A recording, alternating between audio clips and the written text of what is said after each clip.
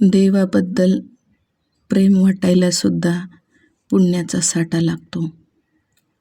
पापामुळे माणसाच्या अंतःकरणाचे डोळे बांधले जातात. त्याला देवाचे प्रेम दिसत नाही आणि दिसले तरी त्याची दिव्य अनुभूती येत नाही.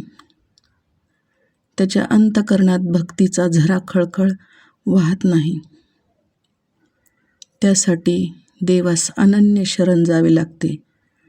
सर्व दुष्कर्माचा त्याग करावा लागतो. इतकेच नव्हे तर देव कठीण परीक्षा घेतो, कारण त्याला त्याच्यावरचे प्रेम खरे आहे की नाही हे सिद्ध करायचे असते. देवाचे प्रेम सहज आणि इतके सोपे नाही. संत बनण्यासाठी समर्पण हवे असते, पूर्ण समर्पण. देवाच्या काळात जे लोक जन्माला आली त्यांनी कितीतरी जन्म पुण्य केलेले असावे. तेव्हा कुठे त्यांना देवाच्या लीला बघण्यास, देवाला जाणण्यास जन्म मिळतो. आपण एक परीक्षा जर घेतली तर देव खूप वाईट आहे असं म्हणतो, पण संत तसे म्हणत नाहीत. म्हणून ते उच्च कोटीच्या भक्ती स्तराला पोचतात.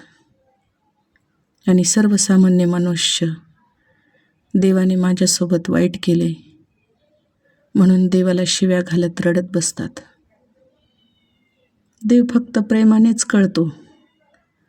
ज्या व्यक्तीनं देवावर प्रेम केले आहे तो मनुष्य जीव देवाच्या मार्गीपासून भटकत नाही, कारण त्याला देवाने भक्तीत स्थिर केलेले असते.